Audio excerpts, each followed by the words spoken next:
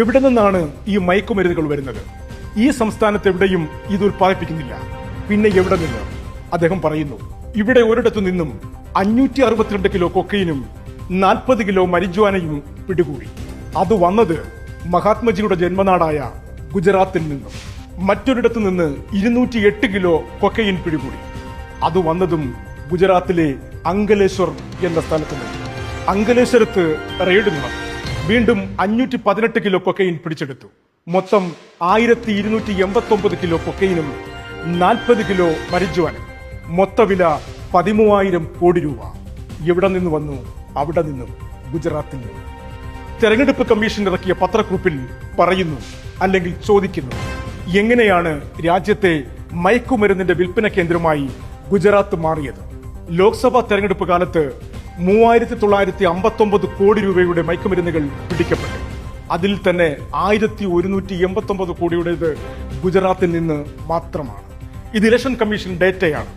അവിടെ മയക്കുമരുന്നുകൾ ഉണ്ടാക്കുന്ന ഫാക്ടറിയും അത് പ്രോസസ് ചെയ്യാനുള്ള ക്രമീകരണങ്ങളും ഗുജറാത്തിൽ വ്യാപകമായി നടന്നുവരുന്നു.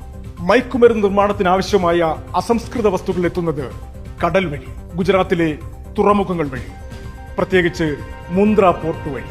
2021 മുന്ദ്ര പോർട്ടിൽ നിന്നും 3000 കിലോ ഹെറോയിൻ പിടിച്ചെടുത്തു. രാജ്യം കണ്ട ഏറ്റവും വലിയ തുക. 21,000 കോടി രൂപയുടെ ഹെറോയിനാണ് അന്ന് പിടിക്കപ്പെട്ടത്. പിന്നെയും മുന്ദ്ര പോർട്ടിൽ നിന്നും മാത്രം കോടികളുടെ മയക്കുമരുന്നുകൾ പിടിച്ചെടുക്കപ്പെടുകയും പിടിച്ചെടുക്കാത്തവ പുറത്തേക്ക് ഒഴുകുകയും ചെയ്യുന്നു. കുറച്ചു വർഷങ്ങൾക്കിടയിൽ ഗുജറാത്തിൽ നിന്ന് മാത്രം 2.5 കോടി രൂപയുടെ മയക്കുമരുന്നുകൾ പിടിച്ചെടുക്കപ്പെട്ടു. പിടിക്കാത്തത് എത്ര കോടി?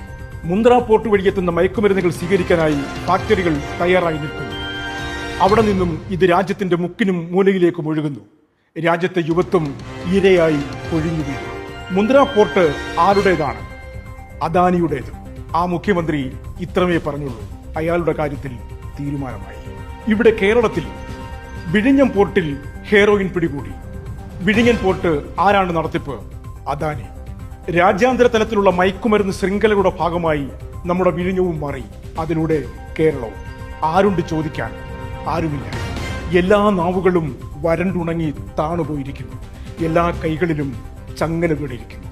ജീവിക്കാനുള്ള കൊതിയാലോ ആനുകൂല്യങ്ങളുടെ ആകർഷണത്തിലോ വീണുപോയിരിക്കുന്നു ഉത്തരവാദിത്തപ്പെട്ടവർ, പൗരസമൂഹം ആകെയും. ഒറ്റ വഴിയേ ഉള്ളൂ. നമ്മുടെ കുട്ടികൾ, നമ്മുടെ കുഞ്ഞുങ്ങൾ, അവരുടെ തലച്ചോർ ഇവർ മാന്തിയെടുത്ത് കൊണ്ടുപോകാതിരിക്കണമെങ്കിൽ നമ്മൾ തന്നെ ഒരു വഴി കണ്ടെത്തേണ്ടിയിരിക്കുന്നു. ആ വഴിയിലൂടെ മുൻപോട്ട് പോകാനേ മാർഗമുള്ളൂ. കിട്ടിയാൽ കിട്ടി, അല്ലെങ്കിൽ പോയി. എവിടെ നിന്നും നീതി പ്രതീക്ഷിക്കരുത്. നിയമങ്ങൾ തുരുമ്പെടുത്തു പോയതാണ്. വിരൽ ചൂണ്ടുന്നവൻ ജയിലിലടയ്ക്കപ്പെടുകയോ മരണത്തിന് വഴങ്ങേണ്ടിയോ വന്നേക്കാം. എന്നാലും പറയാതിരിക്കാൻ തരമില്ല. മരണം ഒരിക്കലല്ലേ ഉള്ളൂ.